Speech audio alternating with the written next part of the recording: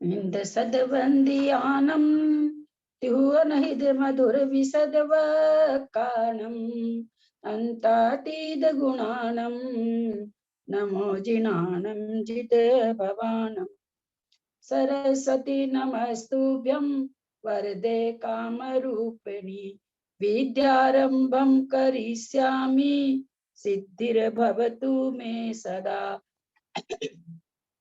द्वासंग जिनवानी माता की जय। पंचास्तिकाय ग्रंथराज की जय। कुंद कुंद आचार्य की जय। जेठी भाई सब आए हैं क्या?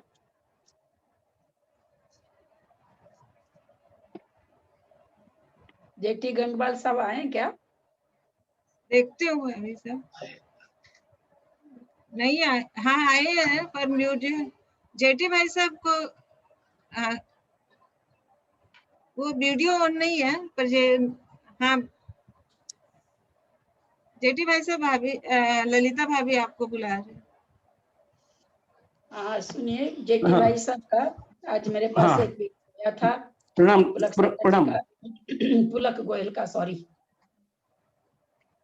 तो जो इन्होंने कल विवेचना की थी ज्ञान के लिए कि 8 कर्मों का जब पांचों भाव में व्याप्त चल रहा था, तो इन्होंने किया था ना ज्ञानावरणी कर्म का।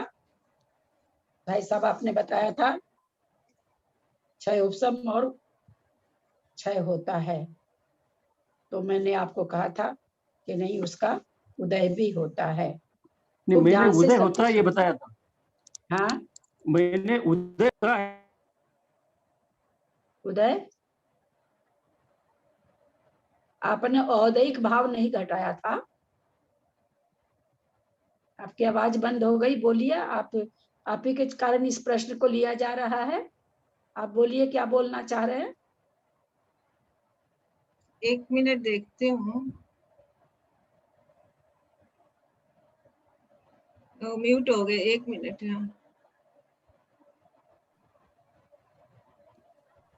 हाँ बोलिए भाई साहब। हाँ, मैंने कल ये कहा था कि ज्ञानावरण कर्म का उदय नहीं होता है। यदि उदय हुआ तो शून्य हो जाएगा। और वही गोयल जी के इसमें आया है, इसके लिए मैंने आपको उसका ये किया। हाँ ठीक है। पहली बात तो वहां पर वो औदैहिक भाव घटा रहे हैं। उनकी विवक्षा कुछ अपनी विवक्षा को थोड़ा क्लियर नहीं किए हैं। वो जिस विवक्षा से कहना चाह रहे हैं, अब हम अपने लोग इस पर विचार करें। हम सभी कर्णानुयोग पढ़े हैं। ज्ञानावरणी कर्म का बंध कहाँ तक होता है, किसी को याद है? सुमन जी जैन जयपुर जरूर याद होगा। कहाँ तक होता है ज्ञानावरण का बंध? किसको याद है? सरला जी पाटनी, सरिता कासलीवाल, कुसुम जैन, मंजू पाटनी, मंजू जैन जयपुर। हैंड रेज कीजिए जिसको भी हो रहा है। क्या ज्ञानावरणी कर्म का उदय? नहीं, बंध। बंध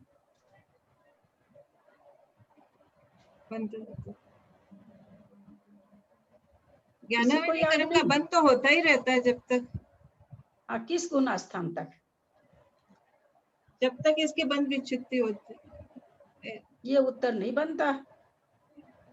हाँ, मैंने गुण स्थान पूछ रहा है, और बंध विच्छुत्ति तक बंद होता भी नहीं है। नहीं तो फिर बंध विच्छुत्ति नहीं हो पाएगी। हाँ, किसी ने सीमा जैन 1 से 10 तक होता है। 10वें गुण स्थान में जाके इसका बंध रुक जाता है। 11वें में कोई कुछ है नहीं। 12वें गुण स्थान में इसकी उदय विच्छुत्ति होती है। यानी उदय विच्छुत्ति वहां तक चल रही है। क्यों चल रही है? हम लोग जब तत्वार्थ सूत्र के दूसरे अध्याय में औदैहिक भाव जब पढ़ते हैं, औदैहिक भाव के 21 भेद, या 1 मिनट, औपसमिक छाई को भावो मिश्रश्च, औपसमिक छाई को भाव मिश्रश्च औदैहिक पारिणामिको च द्विनवष्ट दशक विंशति 21 भाव है औदैहिक के। 21 भाव में आप लोग म्यूट हो गया। गुण स्थान तक 12वें गुण स्थान तक अज्ञान भाव बना हुआ है, किस अपेक्षा से? केवल ज्ञान की अपेक्षा से। अब हम आपसे प्रश्न पूछते हैं जेठी भाई साहब, हम लोगों को अभी मन परिय ज्ञान का आवरण का उदय है कि नहीं? हम सभी को अभी अवधि ज्ञानावरण का उदय है कि नहीं? हम सभी को अभी केवल ज्ञानावरण का उदय है कि नहीं? ज्ञानावरण का उदय है।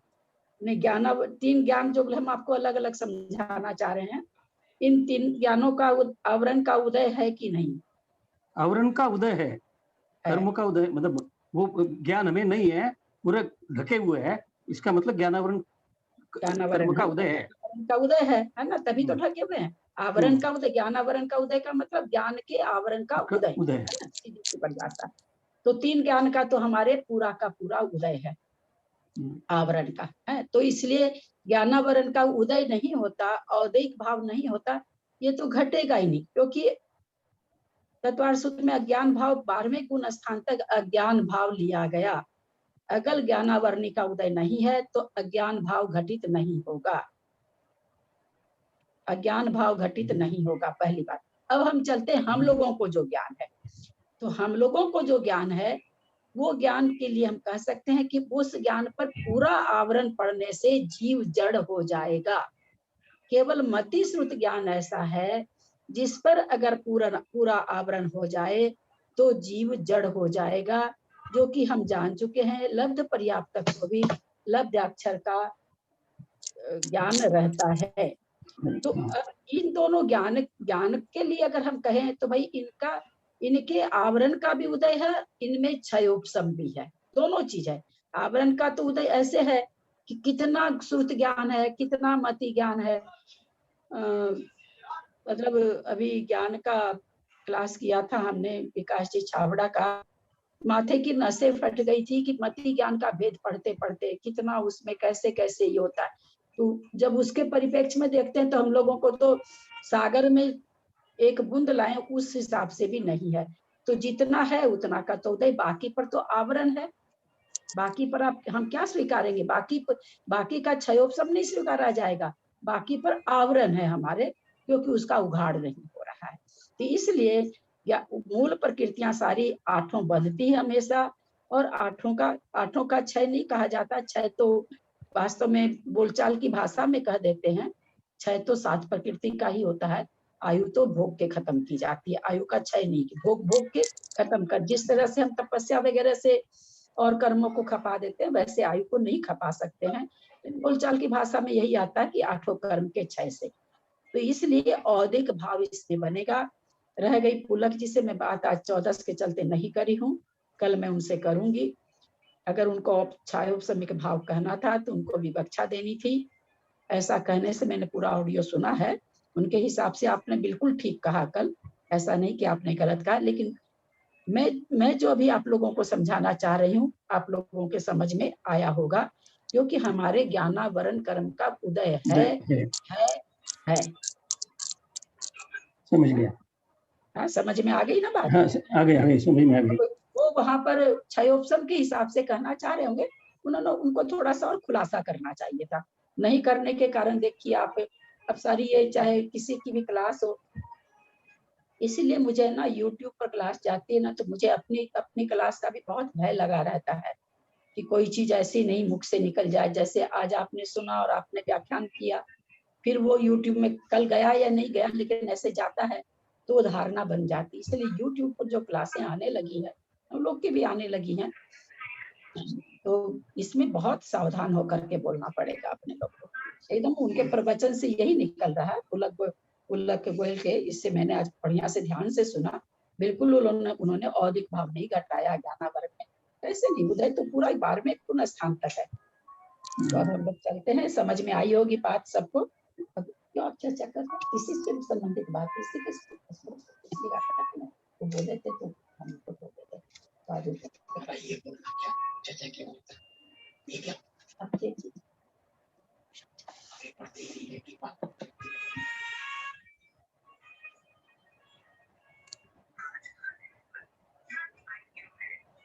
म्यूट है।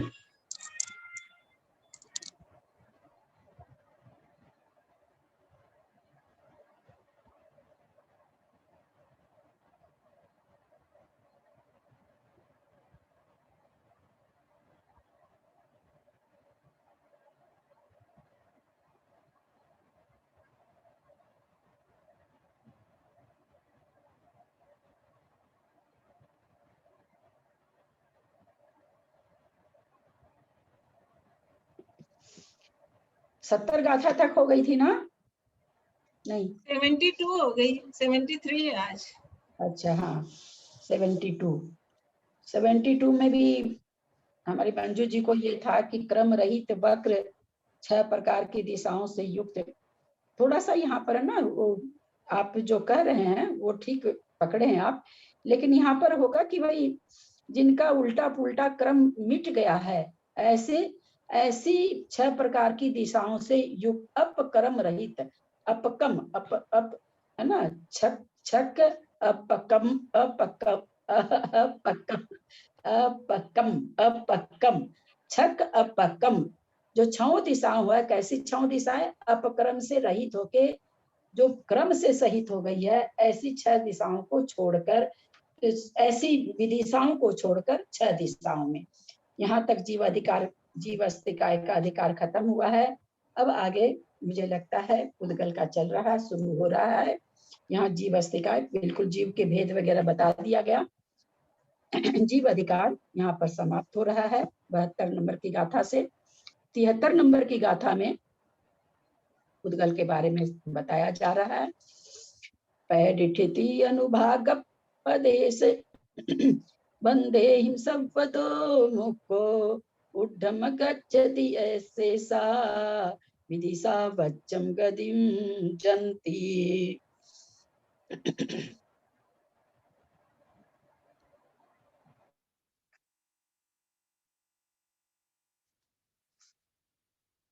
ये यहाँ पर 72 नंबर गाथा में संसारी जीव के लिए था, किधर किधर गमन करता है। 73 नंबर की गाथा में ये आगे शुद्ध जीव किस तरह से गमन करता है उसकी बात बता रहे हैं, और क्या क्या चीज से रहित होने से वो गमन करता है इसकी बात बता रहे हैं।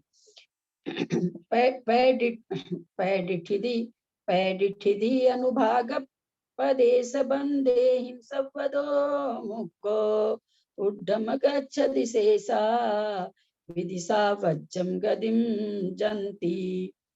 पैडिठी अनुभाग, पैडी माने प्रकृति, ठिधि माने स्थिति, अनुभाग माने अनुभाग, पदेश और प्रदेश, बंदेहिम बंध से, तृतीया का एक वचन, तृतीया का बहुवचन, बंदेहिम बंध से, सबदो मुक्को सर्वथा पूरी तरह से पूर्ण रूप से, मुक्को माने मुक्त, उड्डम गच्छति, उड्डम माने ऊर्ध्व दिशा में, गच्छति माने जाता है, शेषा और शेष जीव किसके लिए बताए?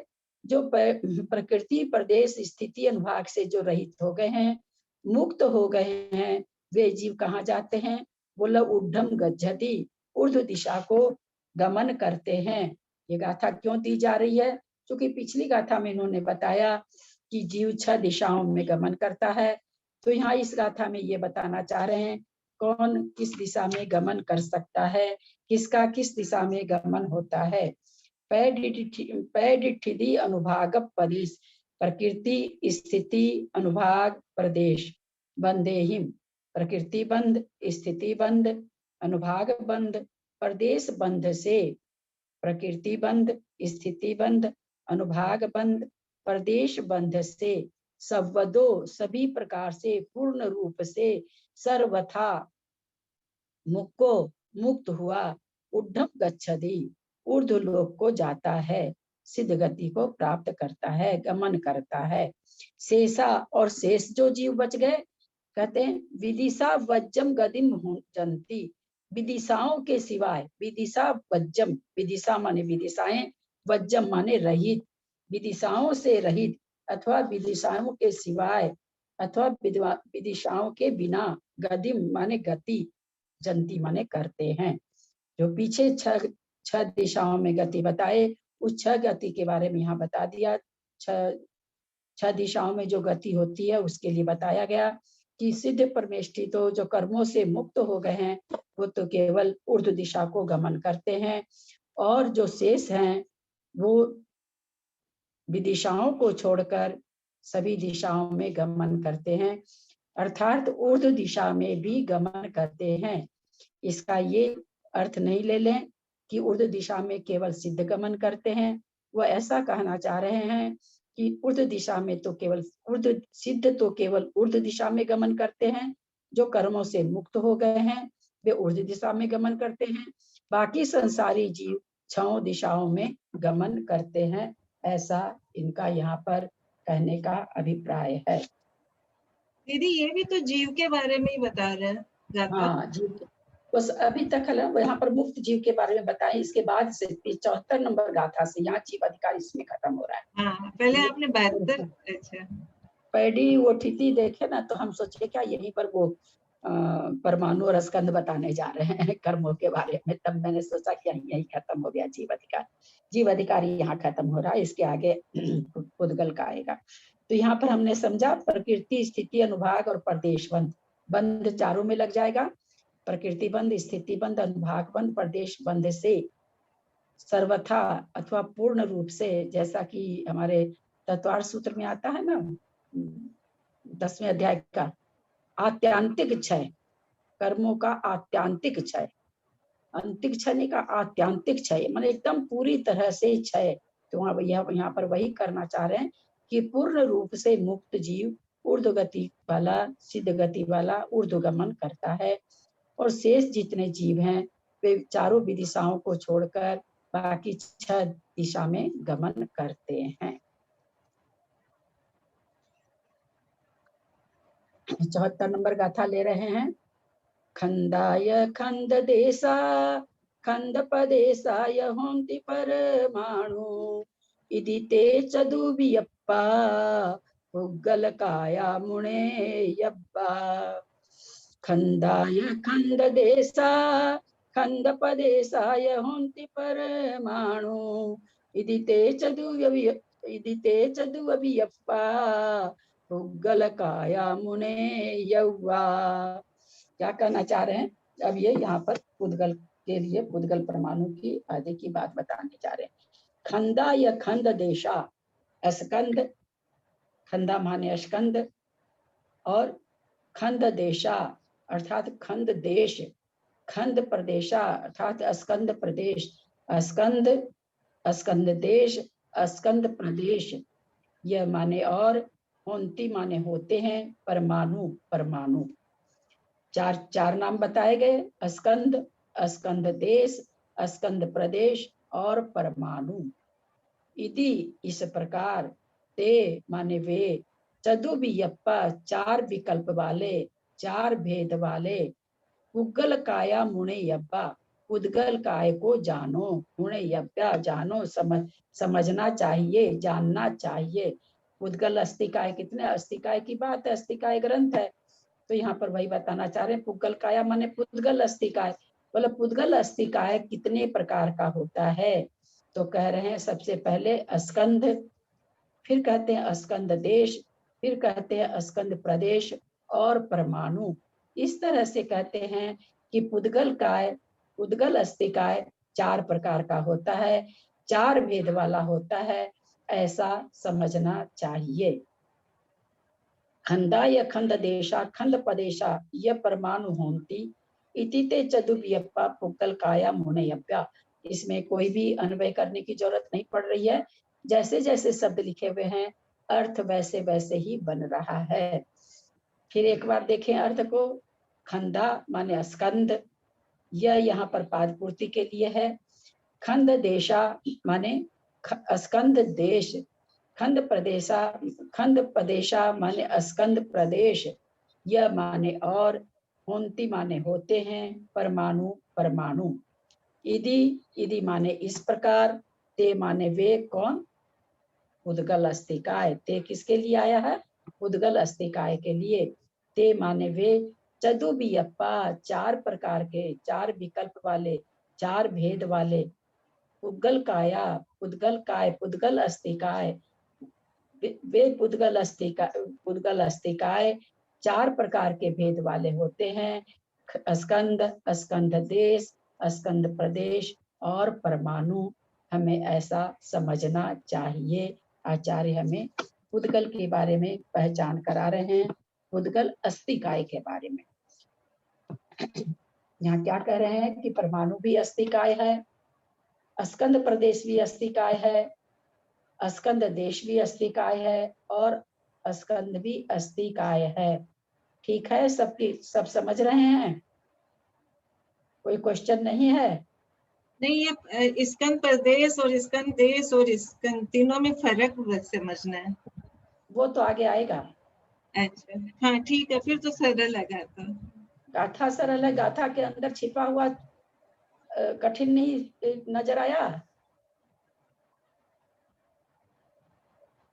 स्कंद किसे कहते हैं मंजू पाटनी? स्कंद परमाणुओं के समूह को स्कंद कहेंगे, मतलब परमाणुओं के समूह को स्कंद कहेंगे। अच्छा, तो ये यहाँ पर अस्थिकाय किसको कहते हैं? काय उसी को कहेंगे जिसमें बहुप्रदेश वाले। हाँ, बहुप्रदेश वाले। बहुत प्रदेश वाले। तो यहाँ परमाणु, अच्छा आप सोचना चाहते हैं कि परमाणु को अस्थिकाय कैसे कह दिए? हाँ, आपको क्योंकि प्रश्न होना उसमें चाहिए था। क्षमता है ना, वो अस्थिकाय बनने की क्षमता है, ये बताया था पहले अपन को कि परमाणु अभी है लेकिन वो फिर वापस जुड़ के अस्थिकाय बन जाएगा। इसलिए द्रव्य संग्रह में इसके लिए बहुत अच्छी बृहद द्रव्य संग्रह जो ग्रंथ है, छोटे में तो नहीं है, बृहद द्रव्य संग्रह में नहीं, छोटे द्रव्य संग्रह में भी है शायद। एक मिनट, इसी में आया था दीदी? छोटे में इसमें भी आया था? हाँ, इसमें भी आया था, द्रव्य संग्रह की गाथा है। एक मिनट,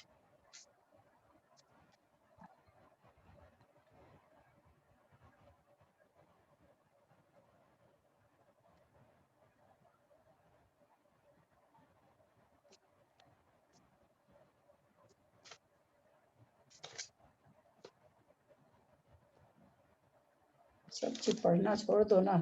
लो, द्रव्य संग्रह वगैरह ना बढ़िया से इष्टोपदेश द्रव्य संग्रह, ए उपदेशे भी अनु खंदपदेशो विहोदी ऐसे करके है।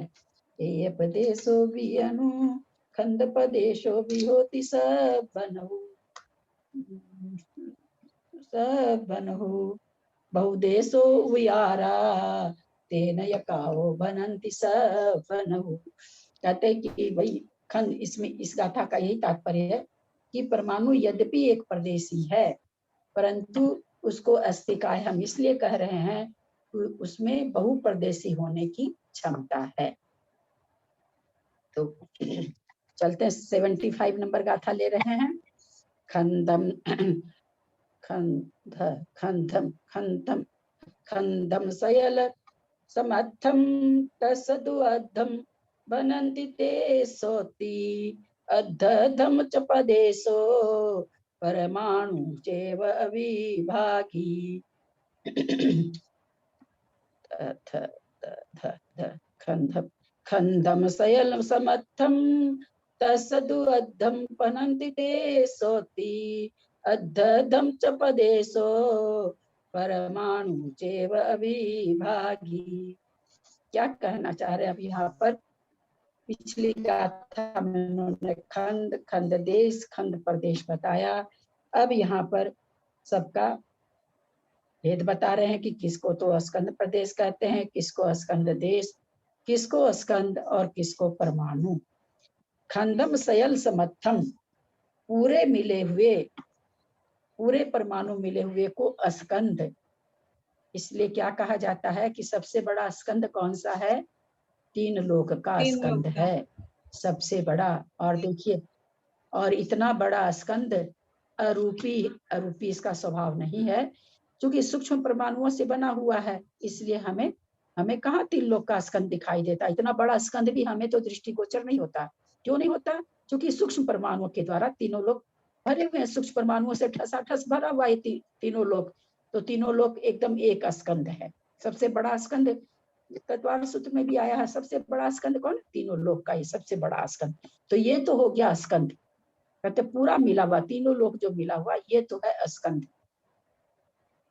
तस तु अद्धम, और उसका आधा, भनंती कहते हैं देशोती, उसको स्कंद देश कहते हैं। फिर कहते अद्धम च पदेशो, ये सेम चीज का वर्णन तिलोपनति के कौन से भाग से मैं प्रश्न बनाई थी उस भाग में भी सेम इसी गाथा का है। अब तिलोपनति चूंकि पहले बनी है, पहले लिखी गई है, हो सकता है आचार्य वहीं से इस चीज को लिए हों। अद्धदम च पदेशो, और उसका आधा का आधा, यानी किसका आधा, देश का आधा, पदेशो प्रदेश होता है। परमाणु चेव अविभागी, और परमाणु अविभागी होता है। इसका तो विभाग कर दिया, स्कंद का विभाग करके क्या बनाया, स्कंद देश। स्कंद देश का विभाग करके क्या बनाया, स्कंद प्रदेश। और परमाणु क्या कहते हैं, अविभागी है। इसको हम ऐसे समझे, पूरा भारतवर्ष एक स्कंध है, उसका चारों दिशा में से दो दिशा ले लें अलग से, वो स्कंद देश हुआ। और उस स्कंद देश, उस चार दिशा में से फिर एक दिशा ले लें तो स्कंद प्रदेश हुआ। और एक जो सब डिवीजन कह दीजिए, ब्लॉक कह दीजिए, वो परमाणु हुआ। इस तरह से ये यहाँ पर बताना चाह रहे हैं कि पूरा तो स्कंद हुआ, पूरे पूरे पूरे पुद्गल परमाणु जो मिले हुए हैं, सूक्ष्म वादर सभी, वे सारे परमाणु मिल करके तो स्कंद लोक हो गया। पूरा तीनों लोक का एक स्कंद हो गया।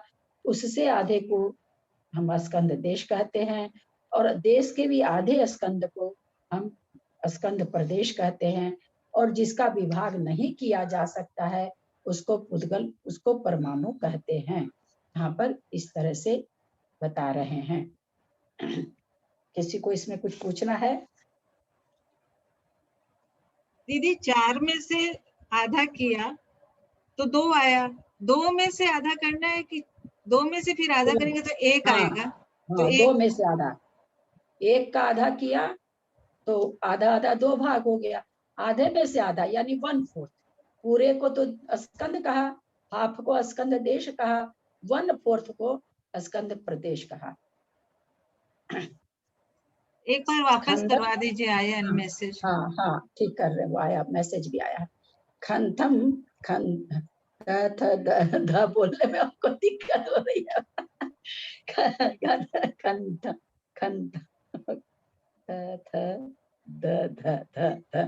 खंडम, खंडम सयल समर्थम। खंडम माने यहाँ पर स्कंद है। स्कंद वैसे हम लोग सभी कोई जानते हैं कि पुद्गल के समूह को स्कंद कहते हैं, जहाँ पर दो परमाणु से लेकर के और पूरे तीनों लोग के परमाणुओं के मिले हुए को स्कंद कहते हैं। दो परमाणु, स्कंद कहाँ से चालू हो जाता है, 2 परमाणु से। 2 परमाणु मिलते ही स्कंद कहलाने लग जाता है। 2 परमाणु, 3 परमाणु, 4 परमाणु जो भी होते हैं, ये सब स्कंद कहलाते हैं। तो बहुत छोटे छोटे स्कंद है। यहाँ महास्कंद के हिसाब से आचार्य हमें समझा रहे हैं कि सबसे बड़ा स्कंद, यानी उसको महास्कंद कहा जाता है। महास्कंद तो सारे परमाणु जो मिले हुए हैं, पूरा तीनों लोक के जो पुद्गल परमाणु जो मिले हुए हैं, एक दूसरे से चिपके हुए हैं, सटे हुए हैं, उसको तो हम क्या कहेंगे, महास्कंद, अथवा यहाँ गाथा के हिसाब से स्कंद। उसको अगर हम आधा कर देते हैं तो उसका क्या नाम देंगे, कहते हैं स्कंद देश। फिर उस स्कंद देश को भी अगर हम आधा करके विवेचन करेंगे तो हम कहेंगे स्कंद प्रदेश। और एक परमाणु, उसमें कोई भी विभाग नहीं होता है, अविभागी को परमाणु कहेंगे। इसको मैंने समझाने की कोशिश की है। देखिए, उदाहरण हमेशा एक देश होता है, सर्व देश घटाने की कोशिश नहीं करेंगे। हमने कहा पूरा भारतवर्ष स्कंद स्कंद है। भारतवर्ष के 4 दिशा का 2 दिशा बांट दिए। 2 दिशा भारतवर्ष का स्कंद देश हो गया। उसी में से एक दिशा भारतवर्ष का स्कंद प्रदेश कहलाएगा। और उसमें ब्लॉक में चले जाइए, सब डिवीजन में चले जाइए, बहुत छोटे, जो भी सबसे शायद छोटा ब्लॉक ही होता है। ब्लॉक का और कोई डिवीजन शायद नहीं होता, मुझे जहां तक ध्यान है। वो हो गया परमाणु। परमाणु में कह रहे हैं, परमाणु की और कोई व्याख्या नहीं है। जैसे हम लोग कहते हैं स्टेट में क्या होते हैं, जिला होता है। हाँ, जिला में सब क्या, डिस्ट्रिक्ट में छोटे छोटे क्या क्या क्या होता है जिला में, सब डिवीजन होता है। सब डिवीजन में फिर ब्लॉक होता है। हाँ, ब्लॉक में फिर कुछ नहीं होता। तो ब्लॉक सबसे छोटा होता है, तो ग्राम पंचायत तो ब्लॉक ही तो हो गया, ब्लॉक हुआ वो तो ब्लॉक हुआ। तो इस तरह से सारी चीजों का उस हिसाब से कि भाई सबसे बड़ा देश भारत देश को हम स्कंद मान लें, 2 दिशा को स्कंद देश मान लें, उसकी एक दिशा को, उस स्कंद देश के आधे को क्या कह रहे हैं, स्कंद का आधा स्कंद देश। भारतवर्ष 4 दिशा वाला है, कोई भी देश 4 दिशा का रहता है। 4 दिशाएं हैं, 2 दिशाओं को उसका आधा, स्कंद का आधा, पूरा देश 4 दिशा वाला है, 2 दिशा उसमें स्कंद देश कहलाएगी। किसकी? भारतवर्ष की, पूरे स्कंद की। और एक दिशा क्या कहलाएगी? उस पूरे स्कंद देश की स्कंद प्रदेश कहलाएगा, क्योंकि स्कंद को लेते हुए चल रहे हैं, इसलिए ये किसकी पहचान कराई जा रही है? स्कंद की पहचान कराई जा रही है कि स्कंद कितने तरह का होता है। तो एक तो महास्कंद, एक स्कंद देश, एक स्कंद प्रदेश। ये बताना चाह रहे हैं यहाँ पर कि स्कंद कितने प्रकार का होता है, इसकी भाव भाषा यहाँ करा रहे हैं। और परमाणु में जो कहते हैं कोई भेद नहीं बनता, क्योंकि परमाणु अविभागी है, उसका कोई विभाग नहीं होता। दीदी एक परमाणु में प्रदेश तो बहुत सारे होते हैं ना? एक परमाणु में एक प्रदेश होता है ना? एक परमाणु में एक ही प्रदेश थोड़ी होता, बहुत सारे प्रदेश होते हैं। नहीं, प्रदेश भी एक ही होता है क्या एक परमाणु का? एक प्रदेशी होता है, इसीलिए तो न तो उसको हल्का भारी कहा जाता है ना? अपने परमाणु के 5 गुण पढ़े थे ना? अच्छा, परमाणु में प्रदेश भी एक ही होता है, मतलब एक प्रदेशी एक परमाणु होता है। हाँ, कहलाता ही है, एक प्रदेशी को परमाणु कहते हैं। 2 प्रदेशी होते ही स्कंद हो जाता है, 2 प्रदेश मिलते ही स्कंद हो गया। तो परमाणु का प्रदेश थोड़ी बोल सकते हैं, परमाणु को तो परमाणु भी बोले। हाँ, तो एक प्रदेशी ना उसकी शुरुआत है, तो उसमें बहुत सारे प्रश्न उठाए गए तत्वार्थ मंजूषा में कि वो कहाँ शुरू, कहाँ बोले, उसका कहाँ शुरू बताएं, कहाँ अंत बताएं। एक प्रदेश का कहाँ से शुरू बताएं, कहाँ से अंत बताएं। तो परमाणु का न तो कोई आदि है, न कोई अंत है, क्योंकि एक प्रदेशी है। एक प्रदेशी का किधर शुरू और किधर अंत, इसलिए परमाणु एक प्रदेशी होता है। परमाणु, अणु, बम जो अपने लोग सुनते रहते हैं ना, परमाणु तो पुद्गल पर्याय का सबसे छोटा है, वो हिस्सा है जिसका और टुकड़ा न हो सके। ठीक, विभाजन रहित होता है परमाणु ना, विभाजन रहित होता, टुकड़ा रहित होता है। गाथा नंबर 76 ले रहे हैं। बादर सुहुब गदानम खंदानम पुगलोति व्यवहारो ते होंति छप्पयारा ते लोकम जेहिम निपन्नम। अब पुद्गल के बारे में आचार्य बता रहे हैं। हम लोग को भाव भाषा बहुत जल्दी जल्दी हो जाएगी, बिना किंतु परंतु के। बादर सुहुम गदानम खंदानम खंदानम पुगलोति व्यवहारो ते होंति छप्पयारा ते लोकम जेहिम निपन्नम। अब क्या करें? बादर सुहुम गदानम, बादर और सूक्ष्म में, गदानम माने गए हुए, विभाजित किए हुए, बादर और सूक्ष्म में विभाजित किए हुए, खंदानम स्कंधों के लिए, चतुर्थी का एक वचन है, खंदानम चतुर्थी का बहुवचन है खंदानम, स्कंधों के लिए, पुगलो पुद्गल, ती माने इस प्रकार, व्यवहारो व्यवहार, व्यवहार, ते वे होंती माने होते हैं, छप्पयारा 6 प्रकार के। याद आ गया होगा सबको इतना बोलते ही। ते लोकम जेहिम निपन्नम, ते लोकम तीनों लोग, जेहिम माने जिनसे, निपन्नम माने निष्पन्न है। अभी अपने पिछले गाथा में ये बात भी आई कि पूरा जो महास्कंद है वो किससे निष्पन्न है? बादर और सूक्ष्म पुद्गल परमाणुओं से पूरा वो ठसाठस है। पुद्गल रूपी पुद्गल के बादर और सूक्ष्म दोनों परमाणु से। वही चीज यहाँ पर आचार्य बता रहे हैं कि बादर और सूक्ष्म में जो विभाजित हो रखे हैं स्कंद, जो बादर है वो बादर है, जो सूक्ष्म है वो सूक्ष्म है। तो कहते हैं बादर और सूक्ष्म से जो विभाजित स्कंद के लिए पुद्गल इस तरह से व्यवहार होता है। बादर को भी पुद्गल कहते हैं और सूक्ष्म को भी पुद्गल कहते हैं। तो यहाँ कह रहे हैं कि बादर और सूक्ष्म में कह के कि भाई ये बादर वर्गना है, ये सूक्ष्म वर्गना है ना। अपने लोग कहते हैं ना कारमान वर्गना है सूक्ष्म होती है, कि हम लोग अपनी आंखों से नहीं देख सकते उनको, अवधि ज्ञान के चूंकि रूपी है, पुद्गल है तो रूपी है तो अवधि ज्ञान के ज्ञान में ये झलकती है, लेकिन हम इसको नहीं देख सकते हैं। तो बादर और सूक्ष्म, बादर में सारे पुद्गल आ गए, जिनको हम बहुत बड़े रूप में देख रहे हैं, ये पृथ्वी है, टेबल है, कुर्सी है, मकान है, ये बादल में सारे आ गए। और सूक्ष्म में कौन से, जिनको हम आंख से देख नहीं सकते वे। तो ये कहते हैं इस तरह से पुद्गल परमाणु, पुद्गल जो है वो कितने प्रकार से विभाजित है, पर 2 प्रकार से विभाजित है, पुद्गल बादल और सूक्ष्म। इस तरह से इनका विभाजन 2 तरह से है कि भाई पुद्गल वर्गना की कोई बादल या पुद्गल काय कैसे है, बादल अस्थिकाय भी है और सूक्ष्म अस्थिकाय भी है।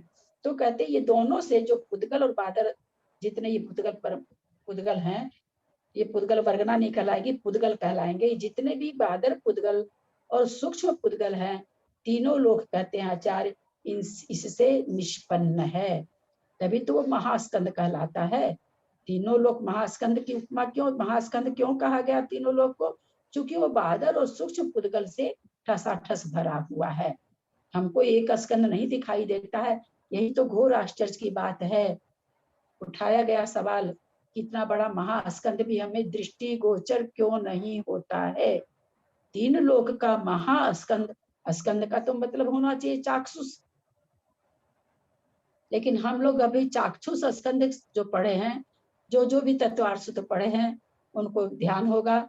चाक्षुष स्कंद कब बनता है, यद्यपि अचाक्षुष पुद्गल वर्गनाएं को इकट्ठा करने से कई बार चाक्षुष हो जाती है, परंतु कब, जब उनमें चाक्षुष बना रहता है तब। लेकिन जो सूक्ष्म है, जो हमारे आंखों के गोचर नहीं हो सकती है, वो कितनी भी इकट्ठी हो जाएगी हमें नहीं दिखेगी, उनमें सूक्ष्मपना बना रह जाएगा। तो यहाँ पर वहां पर तत्वार्थ सूत्र में सूत्र आया है कि सूक्ष्म स्कंद, सूक्ष्म क्या नाम है सो इकट्ठा हो करके और अचाक्षुष स्कंद चाक्षुष बन जाता है, ऐसा है। सूक्ष्म स्कंद तो वो किसके लिए कहा गया, जैसे मान लीजिए टेबल एकदम हमें साफ दिख रही है, बिल्कुल भी हमें अपने आंख से कुछ भी नहीं दिख रहा है। हम लोग का नित्य का काम है, हम लोग को दिन भर काम पड़ता है, हम लोगों को, लेडीज लोगों को आदत है टेबल पर हाथ ऐसे फिरा देने का, गर्दन नहीं दिखेगा तो भी हम लोग को आदत एक बार ऐसे कर देने का। अगर हम लोग बैठते हैं कुछ रखते हैं तो टेबल पर ऐसे हाथ कर देते हैं, ऐसे हाथ करते ही हाथ में क्या हो गया, अचाक्षुष स्कंद। वो भी स्कंद है, परमाणु नहीं है, परमाणु तो दृष्टिगोचर होता ही नहीं है। अचाक्षुष स्कंद था जो एक समय पहले वो हमारा चाक्षुष स्कंद बन गया, हमारे हाथ में धूल इकट्ठी होके आ गई और चाक्षुष बन गई। समझ रहे होंगे, ये अचाक्षुष का चाक्षुष होना ये सबसे बढ़िया उदाहरण है। उदाहरण तो और भी होते होंगे, लेकिन बाकी जैसे आटे के कण वगैरह में लेते हैं तो आटा का कण हमें एक कण भी कहीं गिरा रहता है तो हमें दिखाई दे जाता है, ऐसा नहीं कि नहीं दिखाई देता है। लेकिन ये धूल तो सचमुच में टेबल पर पड़ी हुई बिल्कुल, अब आप ये इसको ऐसे ना ले लेंगे कि खूब मोटी धूल जमी हुई है, खूब मोटी धूल की बात नहीं है। जिस टेबल पर हम सारे दिन काम करते हैं, आते हैं जाते हैं, 1 घंटा के बाद आते तो फिर आदत है अपने लोग के, अगर खाली टेबल है तो कपड़ा या कोई ये नहीं उस पर लगा हुआ है तो हाथ से एक बार कोई चीज रखने के पहले हाथ से ऐसे करते तो हमारे हाथ में धूल आ जाती है। इसको कहते हैं अचाक्षुष स्कंद का चाक्षुष हो जाना, अचाक्षुष स्कंद का चाक्षुष हो जाना।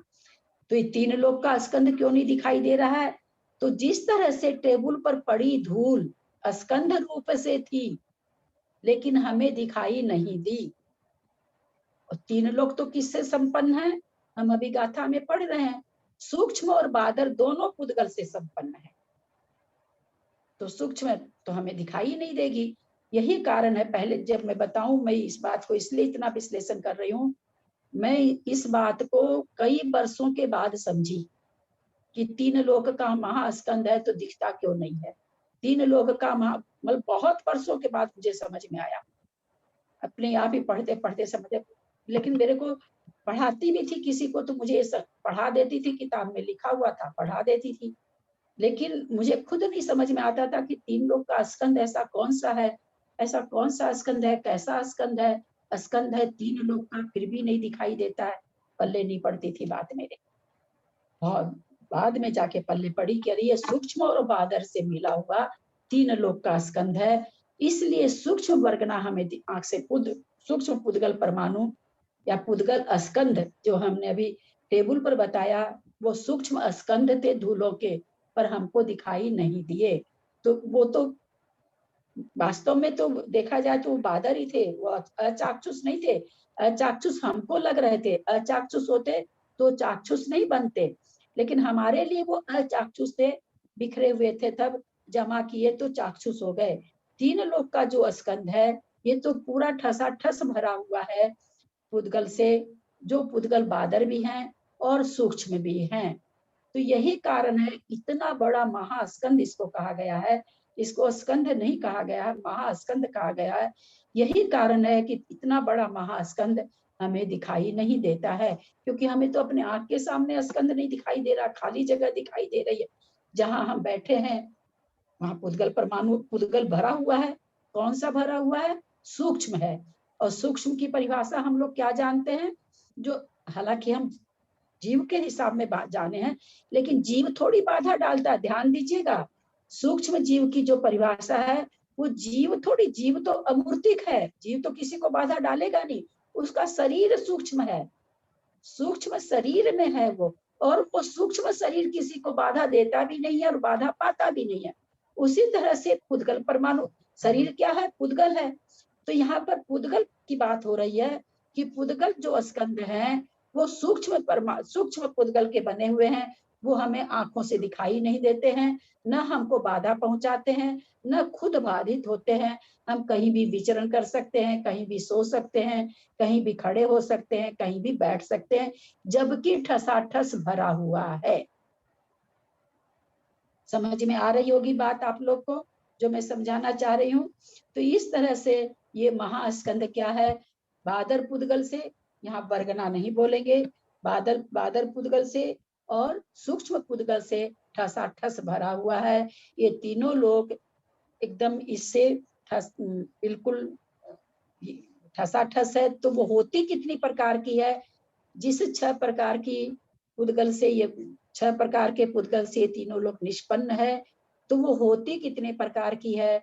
तो कहते हैं वो जो जिससे ये तीनों लोग भरा हुआ है वे पुद्गल 6 प्रकार के होते हैं। ते होंती 6 प्यारा, वे 6 प्रकार के होते हैं। फिर एक बार गाथा की तरफ ध्यान देंगे। बादर सुहुम गदानम, बादर और सूक्ष्म में विभाजित, विभाजित मतलब ये तो बादर पुद्गल है, ये सूक्ष्म पुद्गल है। विभाजित का मतलब भेद करना, कि ये बादर पुद्गल है, ये सूक्ष्म पुद्गल है। खंडानम, स्कंधों के लिए, पुद्गलो ती व्यवहारो, पुद्गल ती माने इस प्रकार, व्यवहारो माने व्यवहार। ते होंती 6 प्यारा, वो जो पुद्गल हैं सूक्ष्म और बादर के नाम से जो विभाजित हैं, जिससे स्कंध बनते हैं। स्कंधों के लिए जो बादर और सूक्ष्म पुद्गल हैं वे बोलते हैं वे पुद्गल ते होंती 6 प्यारा। ते यहाँ किसके लिए आया? पुद्गल के लिए। वे पुद्गल 6 प्रकार के होते हैं। और क्या है? ते लोकम, तीनों लोक, जेहिम माने जिनसे, किनसे? 6 प्रकार के पुद्गल से। जेहिम किसके लिए आया है? 6 प्यारा के लिए आया है। 6 प्रकार के पुद्गलों से निपन्नम, निष्पन्न है। क्या कहना चाह रहे हैं कि स्थूल और सूक्ष्म में बटा हुआ जो स्कंद है, उस स्कंद के लिए पुद्गल का व्यवहार है। यानी ऐसा नहीं है कि केवल बादर स्कंद को पुद्गल कहा गया, बादर पुद्गल को भी स्कंद कहा जाएगा, सूक्ष्म पुद्गल को भी स्कंद कहा जाएगा। तो कहते हैं दोनों तरह के स्कंद, बादर और सूक्ष्म के भेद से ये जो पुद्गल है ये 6 प्रकार के कहे गए हैं। क्योंकि जो 6 भेद हैं, थोड़ा हम लोग को याद आ रहा होगा, बादर बादर बादर, सूक्ष्म सूक्ष्म सूक्ष्म सूक्ष्म बादर। तो कह रहे हैं कि उससे ये 6 प्रकार का बादर और सूक्ष्म मिलकर के 6 प्रकार के पुद्गल बनते हैं। उन 6 प्रकार के पुद्गल से तीनों लोग निष्पन्न है। किसी को दीदी कुछ यहाँ पूछना पे है? बादर और सुहुम, उसके बाद है गदानम। गदा का मतलब विभाजित होता है क्या? हाँ, गदा माने गए हुए, बादर में गए हुए, सूक्ष्म में गए हुए। जो गदा। बादर को जो प्राप्त है, जो सूक्ष्मता को प्राप्त है, गदानम। जैसे आप शिखर जी गए हुए हैं तो शिखर जी को प्राप्त हैं आप, तो वही करें, कुछ बादर को प्राप्त हैं, कोई सूक्ष्म को प्राप्त हैं। तो गए हुए, जो बादर में गए हुए बादर, तो सूक्ष्म में गए हुए सूक्ष्म, तो वो यहाँ पर विभाजित, दोनों में गए हुए, दोनों में विभाजित। अच्छा दीदी, आपने बोला कि 3 लोग तो बादर और सूक्ष्म दोनों से बना हुआ है, बादर भी बोले थे ना, बादर और हाँ, तो सूक्ष्म दोनों से है ना, बना।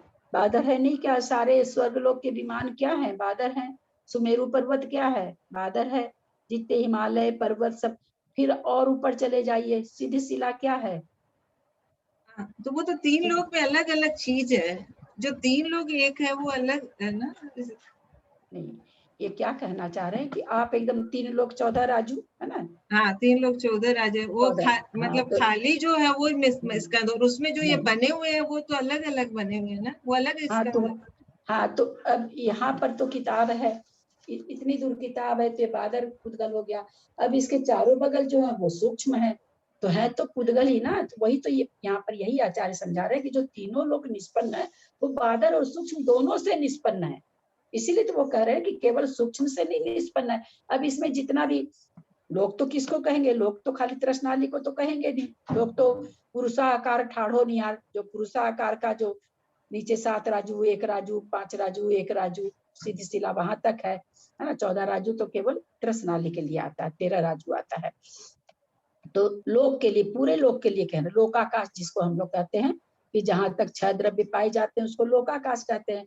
तो लोकाकाश कौन सा है? वो पुरुषाकार ठाढ़ो निहार, जो इस तरह से पुरुष के आकार में कमर पर हाथ धर के खड़ी होते हैं, उसको लोक कहते हैं। ये पूरा लोक कहते हैं। बादर और सूक्ष्म से, अब तृष्णाली के बाहर जो जगह है, उसमें कौन से जीव हैं? उसमें भी बादर जीव और सूक्ष्म जीव भरे पड़े हैं, वायु का एक जीव है, उसमें वात वलय में भी भरे हुए हैं। तो सारी जगह तो भरे हुए हैं ना। तो जो जो जीव भरे हुए तो खैर शरीर सहित है, यहाँ जीव की बात नहीं है। यहाँ बात है कि पुद्गल के सूक्ष्म, जहां हमें कुछ नहीं दिखाई दे रहा, वहां पुद्गल के सूक्ष्म स्कंद है। जब ठसाठस कहा जा रहा है कि तीनों लोग ठसाठस भरा है, तो जहां हम बैठे वो भी तो भरा ही हुआ है ना। ठसाठस का मतलब ये हुआ कि उसमें आप कुछ भी और नहीं रख सकते, उसको ठसाठस कहेंगे। तो हम जहां बैठे हैं वहां भी भरे हुए। कौन से परमाणु वहां? हम हैं, हम तो हो गए बादर, हमारा शरीर हो गया बादर, बादर पुद्गल का। हमारे शरीर के चारों बगल जितनी भरे हुए हैं पुद्गल, वो सूक्ष्म हो गए। वो इसी में कारमान वर्गनाएं हैं, इसी में भाषा वर्गना है, इसी में मनोवर्गना है। ये क्या है? सारी वर्गनाएं तो पुद्गल रूप है ना, सब पुद्गल के स्वरूप है। कोई अमूर्तिक तो है नहीं, पुद्गल वर्गनाएं हैं। 23 प्रकार की वर्गना होती है, हम लोग पढ़ चुके हैं, कर्णन योग आया था तब। तो 23 की 23 प्रकार की वर्गना क्या है? पुद्गल ही तो है ना। लेकिन 23 की 23 वर्गना सूक्ष्म है, और तीनों लोक में वो ठसाठस भरी पड़ी है। हमारे जो कर्म नोकर्म बंध रहे हैं, हम जो प्रति समय ग्रहण कर रहे हैं, तो हमारे आसपास से तो आ जाती है, स्वर्ग लोक से नहीं आती हम लोगों के लिए। हम जहाँ बैठे वहीं पर दुनिया भर की है। तो सूक्ष्म भी है और बादर भी है। अलग अलग से मतलब, कोई पहाड़ है कहीं पर, वो बादर है। पहाड़ के पास खाली जगह, वहां सूक्ष्म पुद्गल भरे हुए हैं। तो यहाँ ये कहना चाह रहे हैं, किसी से भी दोनों तरह से मिलके, दोनों तरह की पुद्गलों से मिलके ये तीनों लोग सब निष्पन्न हैं, तीनों लोग को एक साथ निष्पन्न कर रहे हैं। दीदी हैंड रेज किए हुए हैं बहुत सारे। हाँ ठीक है, ले लीजिए। हाँ, मंजू का है, हीरा पांडे का। पहले मंजू बोलेगी। सुमन जैन बेंगलोर। हाँ ललिता जी, मेरे को तो ये छक्का पक्का में नहीं आया अभी तक समझ में, क्रम रहित वाला पता नहीं अभी तक समझ नहीं आया, एक बार वापस बताइए ना। ये 72 वाला 72 नंबर छक्का पक्कम का मतलब पता नहीं, क्रम रहित मेरे को समझ नहीं आया। अरे इसमें बोले तो आपको कि देखिए, ये देखिए आप लोग को हम पहले ही शुरू दिन कह देते, पंडित जी की किताब है ना। इसका संपादन कौन है करने वाले? एक पंडित है ना। अब देखिए सबका, जैसे आज मैं किताब लिखने बैठूं, तो जैसे अब जेठी भाई साहब ने आज प्रश्न कर दिया, मैंने भी सुना पुलक गोयल का, ठीक वो वही कहे हैं जो जेठी भाई साहब ने कहा था। उनकी विवक्षा अगर वो विवक्षा करके कहते तो नहीं गलत लगता। तो उसी तरह से अब यहाँ पर ये कर्म रहित वक्र, यहाँ पर फिर इनको और लिखना चाहिए था, कर्म रहित नहीं, वक्र रहित इनको लिखना चाहिए था, है ना। तो चूंकि इस शब्द को लेके इसीलिए मैंने आज अपने से इस चीज को फिर उठा लिया था, क्योंकि उस दिन मंजू जी को नहीं आया था समझ में, क्लास खत्म हो गई थी। तो छक अपक्कम, छक को तो छोड़ दिए, छ हो गया। अपक्कम जुत्तो, पक्कम का मतलब होता वक्र, अपक्कम का मतलब हुआ वक्र रहित से सहित, वक्र रहित से सहित, जुत्तो माने सहित, पक्कम पक्कम माने वक्र, अपक्कम माने अवक्र, यानी वक्र नहीं ऐसी छह गति से सहित, वक्र रहित से सहित, है ना। वक्र रहित, क्रम रहित लिख दिया ना, वो गलत लिखा हुआ यहाँ पर, मुझे पता नहीं वो कैसे लिखे हैं। वक्र रहित होगा, वक्र रहित छह प्रकार की दिशाओं से। अच्छा समझ गई। पक्कम माने होता, पक्कम माने हुआ वक्र, अपक्कम का मतलब हो गया अवक्र, यानी वक्र रहित। ठीक है समझ गई। ठीक है। हीरा पांडे भाभी, हाँ 1 मिनट में इसको फिर से बता दूं, कंफ्यूजन नहीं रह जाए। पक्कम माने वक्र, है ना, पक्कम माने वक्र, अपक्कम माने अ लग जाने से न हो जाता, नहीं हो जाता है, तो वक्र रहित, वक्र नहीं हो जिसमें, ऐसी ऐसे ऐसे से जुत्तो, ऐसे से संयुक्त, कितनी गति, 6 गति, वक्र रहितता से संयुक्त 6 गति। यहाँ पर एक क्रम रहित जो लिखे हैं ये यहाँ पर गलत है, यहाँ पे वक्र रहित होना चाहिए। हाँ वक्र रहित होना चाहिए। और ये जो ब्रैकेट में वक्र है ना, उसमें भी वक्र रहित होना चाहिए। वो तो ठीक है, बाहर इनको लिखना चाहिए था क्रम सहित, और फिर लिखना चाहिए था वक्र रहित, तब होता। तो थोड़ा लिखने में प्रिंटिंग भी हो सकती है, अपनी अपनी समझ भी हो सकती है ना, अपन उसमें कुछ नहीं कर सकते। शब्द का अर्थ यही है, पक्कम माने वक्र, अपक्कम माने वक्र से रहित, उससे जुत्तो माने सहित, कितनी गति, 6 गति से। ललिता भाभी, ये जो सूक्ष्म और बादर से बना हुआ है महास्कंद, तो बादर तो दृष्टि में आते हैं, तो ये अपन जो ये बात चल रही कि वो दृष्टि में नहीं आता है 6 लोग जैसे, तो उसको थोड़ी सी आवाज बढ़ाइए ना अपनी।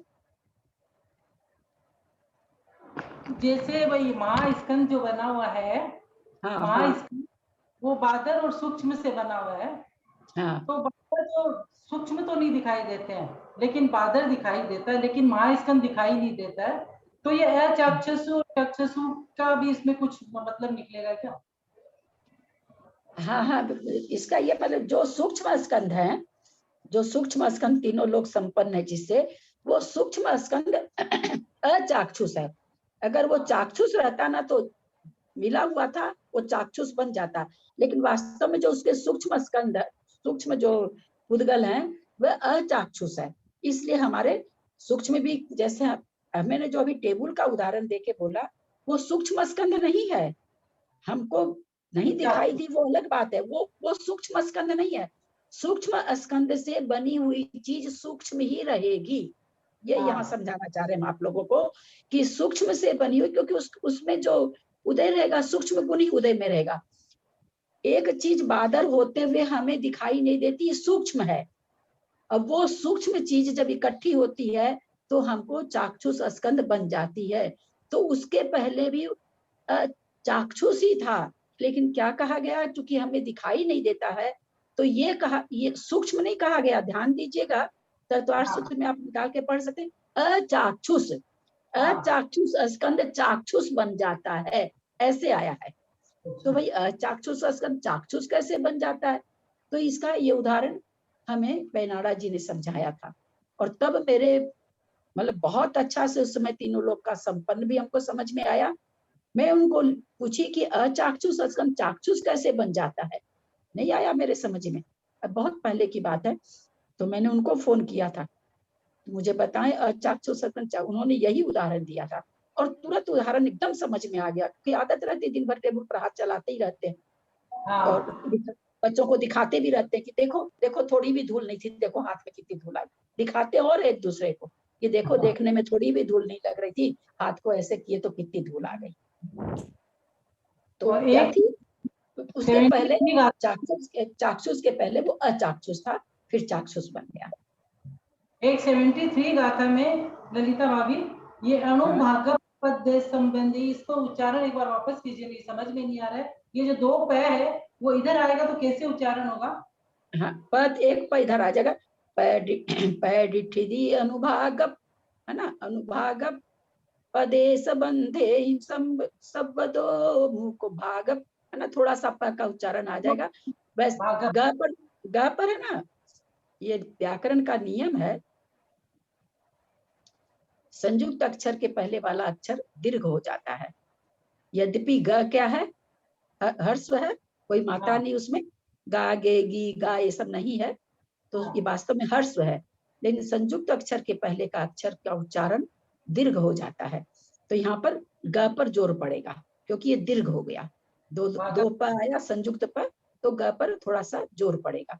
पैडिठिडी अनुभाग, पैडिठिडी अनुभाग, ग पर जोर पड़ेगा, थोड़ा सा प का उच्चारण आएगा। अब फिर पदेश बंदे ही सब दो मुख को, दूसरा पैर उठाएगा, प्रदेश, दूसरा जो फुल बने हाँ पूरा पदेश होगा, हाँ वो प्रदेश दूसरा, हाँ पदेश होगा। ठीक ठीक ठीक।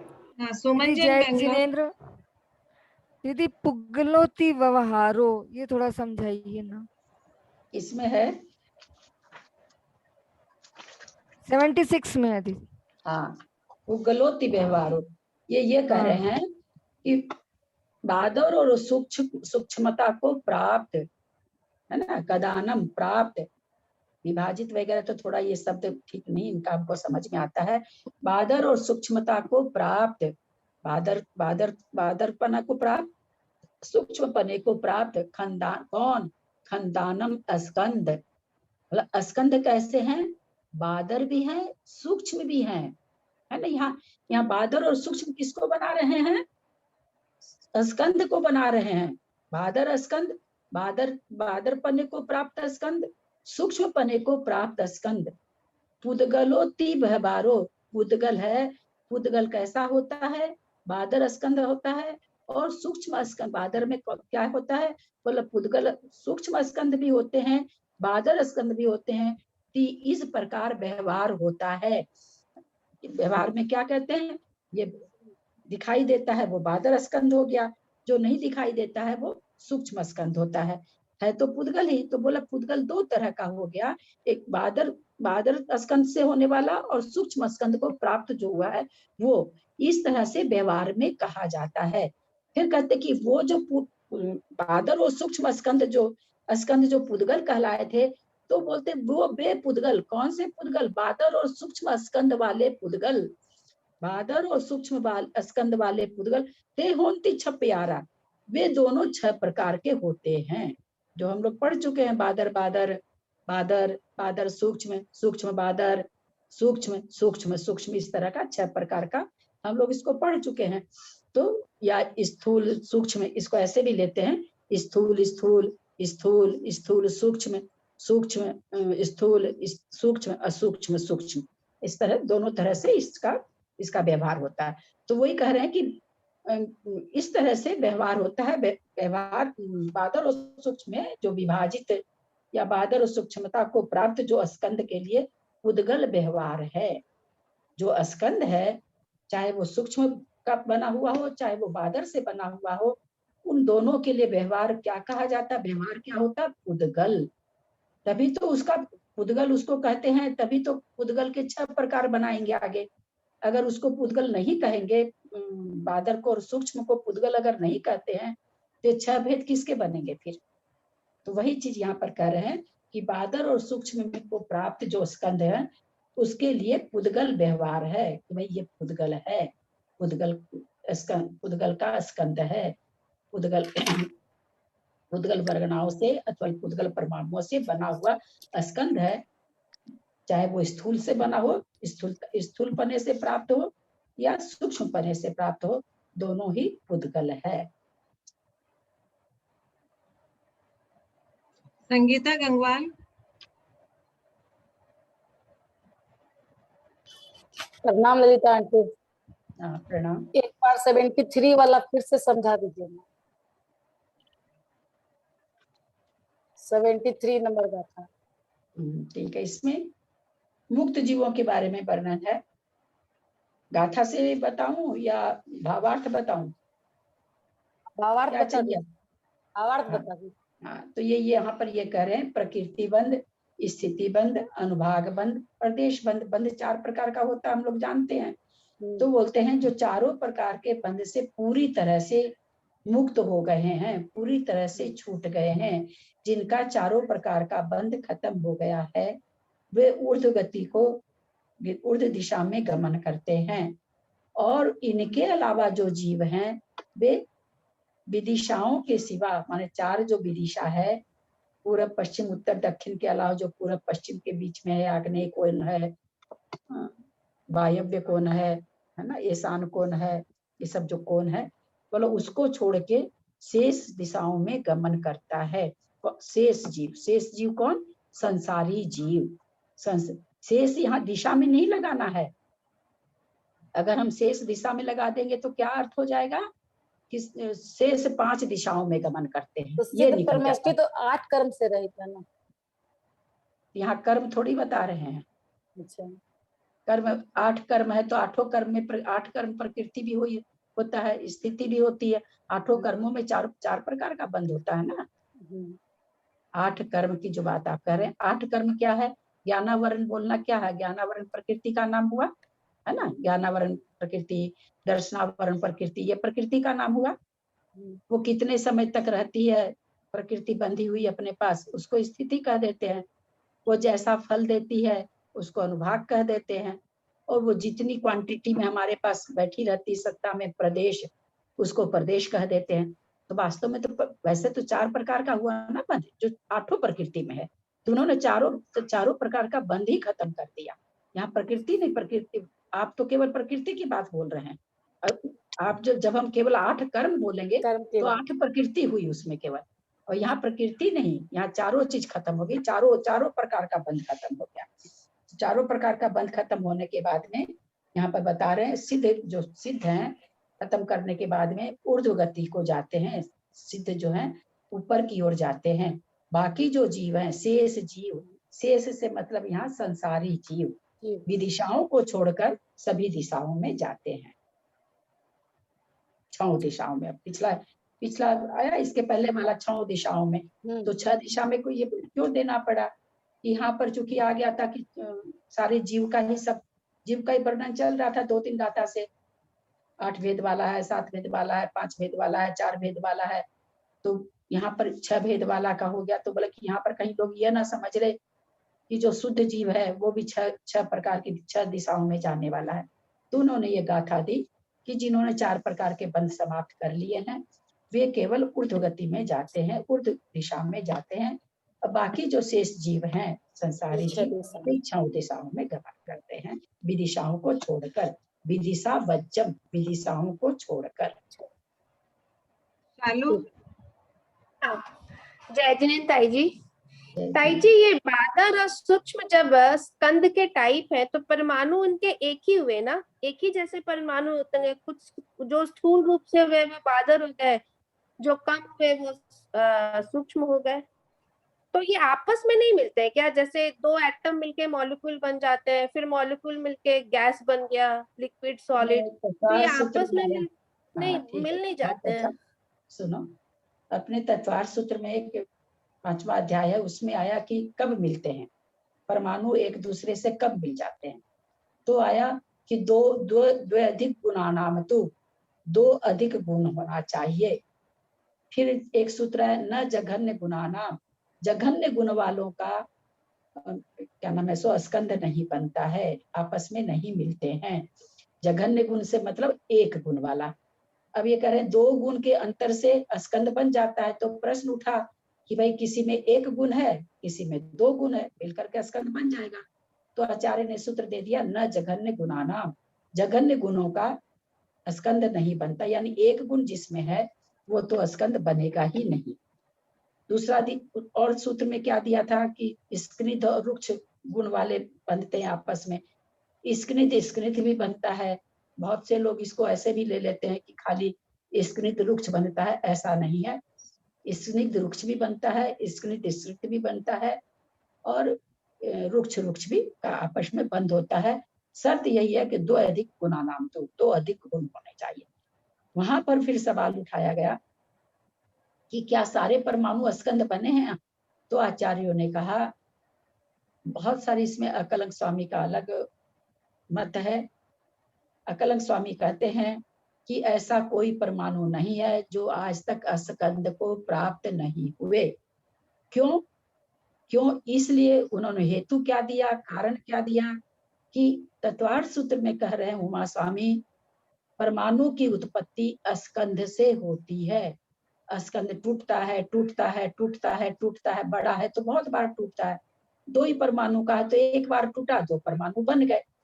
तो वहां उनका कहना है कि स्कंद की उत्पत्ति, परमाणु की उत्पत्ति स्कंद से होती है, इसलिए आज तक ऐसा कोई परमाणु नहीं है जो स्कंद नहीं बना है। राजवार्तिककार और यति वृषभाचार्य दोनों का 2 मत है, मुझे अभी याद नहीं आ रहा किसका क्या है। अकलंक देव दीदी प्रणाम, भट्टा कलंक देव दीदी। अकलंक देव का तो नाम हमने ले ही लिया, राजवार्तिक के लेखक हैं वो तो। राजवार्तिक के ही तो बता रहे हैं, राजवार्तिक के हैं वो।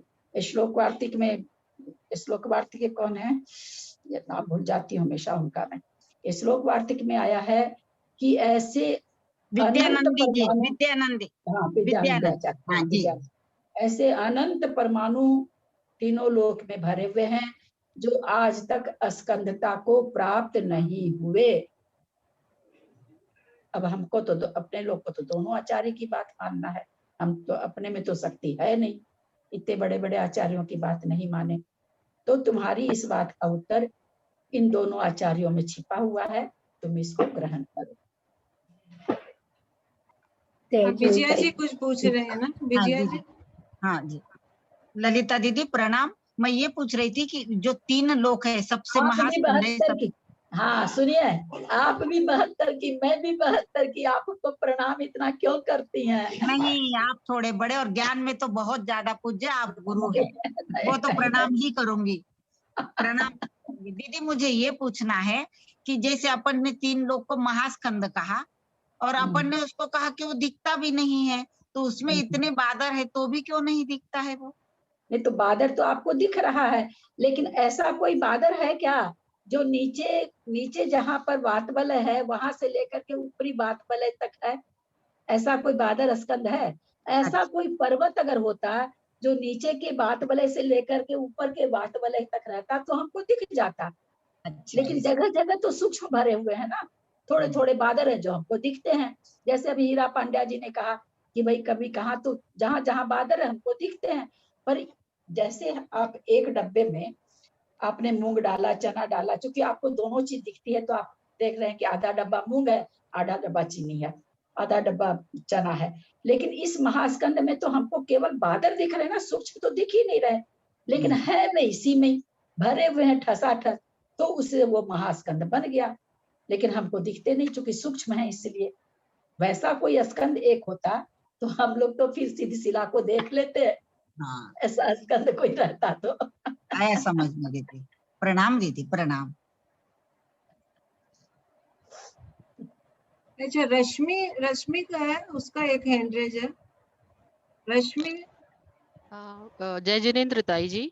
जय जिनेन्द्र। हाँ, हम ये पूछना चाह रहे थे कि आपने बताया था चाक्षु और अचक्षु जो बताया था, तो जो अचक्षु होते हैं, मतलब जो चक्षु में आने के काबिल होते हैं वो हम लोग को दिखाई नहीं देते हैं, वो अचक्षु होते हैं, तो वो क्या बादर होते हैं या वो तो सूक्ष्म तो हो ही नहीं सकते? सूक्ष्म नहीं हो सकते, बादर ही होते हैं। हाँ, बादर ही होते हैं, लेकिन हमारे नेत्रों का विषय जब तक नहीं बना तब तक अचाक्षुष थे। जब हमारे नेत्र, और भी एक उदाहरण दिया था बेनाडा जी ने, अभी याद आ गया, बोला हाथ में हम लोग गर्मियों में, अब तो क्या सब एसी में बैठे रहते हैं तो आप लोग तो पता नहीं, हम लोग तो अपने जमाने तो ऐसे ऐसे गर्मी में ऐसे ऐसे करते थे, कोई मैल नहीं दिखता हाथ पर, जरा भी कहीं भी मैल का नाम नहीं है, लेकिन ऐसे ऐसे रगड़ते थे तो बाती जैसे मैल बन के आ जाता था। ये उदाहरण भी उन्होंने दिया था बेनाडा जी ने। बिल्कुल भी नहीं दिखाई देता कि हाथ में मैल है, और जब हम हाथ में ऐसे ऐसे ऐसे ऐसे करते हैं, खुजली उजली आती है तो अपने ऐसे ऐसे करते हैं तो वहां पर ठीक मैल बाती बाती जैसे मैल बन करके आ जाता है। ये भी उन्होंने कहा था, ये उदाहरण भी दिया था उन्होंने। और ताई जी एक चीज और था कि जैसे रश्मि जी आपका वीडियो ऑन करिए ना। रश्मि जी मैं नहीं कर वीडियो- पाऊंगी, मैं एक्चुअली मैं छत पे हूँ, अंधेरा है यहाँ पे। ओके।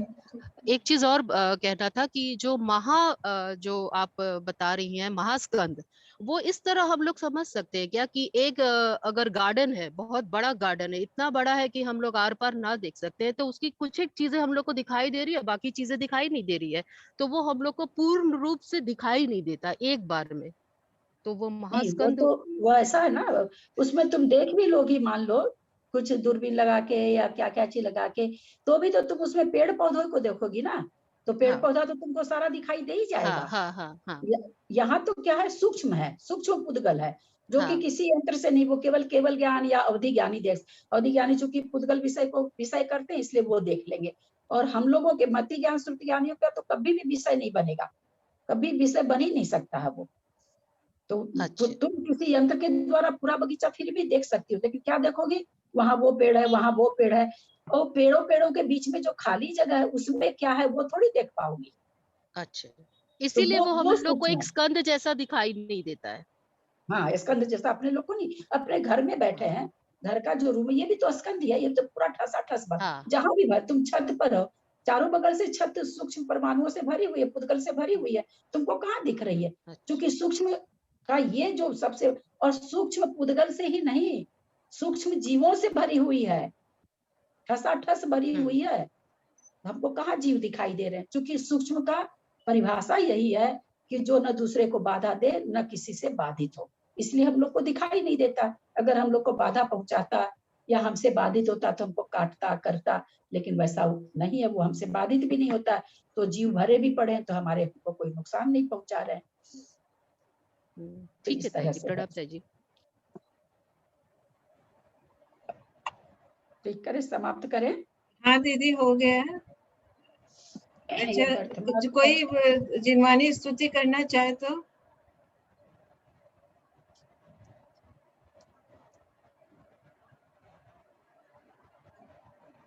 यदर्थमात्रा पदवाक्यहीनं मया प्रमादात् किञ्चनोक्तं तन्मे क्षमित्वा विदधातु देवी सरस्वती केवलबोधलब्धिं बोधि समाधि परिणाम शुद्धि स्वात्मोपलब्धि शिव सौख्य सिद्धि चिंतामणिं चिंतित वस्तु दाने त्वं वन्द्य मानस ममास्तु देवी। जावानी के ज्ञान ते सुझे लोकालो, सोबानी मस्तक चढ़ो सदा देत हूँ दो। हे जिनवानी भारती तो ही दिन रहन, जो तेरा शरण रहे सो पावे सुख चैन। देव भजु अरहंत को गुरु से हो निर्ग्रंथ, दया धर्म पालू सदा यही मोक्ष का पंथ। ये 3 लोक रूपी स्कंध किस किस को मालूम था? मालूम था? क्योंकि अगर नहीं मालूम था तब तो पढ़ने में आज बहुत आनंद आया होगा कि कैसे निष्पन्न है, क्या है। मालूम है तो अलग बात है। मैं तो जब शुरू में इसको पढ़ी थी और जब समझी थी कि कैसे निष्पन्न है, मुझे बहुत खुशी हुई थी। ऐसे लगा था कोई कुंजी मिली मेरे को, बहुत अच्छा लगा था मुझे। चाक्षुष से चाक्षुष बना जब बेनाना जी बताए थे तब भी मुझे बहुत अच्छा लगा था, ऐसे लगा था कोई अद्भुत चीज जान गई, बहुत खुशी हुई थी।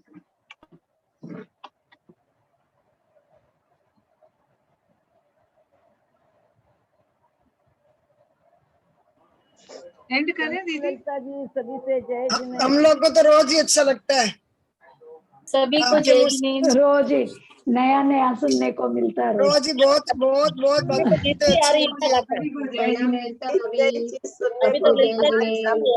बहुत अच्छा लगा। महास्कंद नहीं जानते थे, स्कंद ऐसे, स्कंद और स्तुत ऐसे जानते थे, महास्कंद नहीं जानते थे।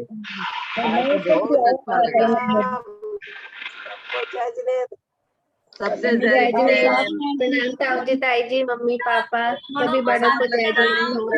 प्रणाम। जय जिनेंद्र। सभी बड़ों को भोग और सभी को जय जिनेंद्र। ललिता जी, एक प्रश्न रह ही गया मेरा, प्रणाम। एक प्रश्न रह गया। मेरा भी एक प्रश्न रह गया। एक तो पत्थर है जिसको कहीं ले जाए मेरा नहीं एक जाए। छोटा सा सिली सा क्वेश्चन है, कोई बताइए ना, मैं ताई जी से नहीं पूछ पा रही हूँ। ये चुप कोरोना रहे। के सूक्ष्म मंजू जीव है अभी ना, पीछे ही रह आंटी, जाती है हमेशा पूछने में। अब क्लास समाप्त बताइए करते ना हैं। जरा सा। कोरोना सब कल सूक्ष्म जीव पूछेंगे, है ना। मंजू जी कल पूछेंगे, समझ में आएगा। कल पूछेंगे। घाई घाई में कुछ आवाज नहीं आ रही है, लीव करिए। एंड करते हैं मीटिंग को।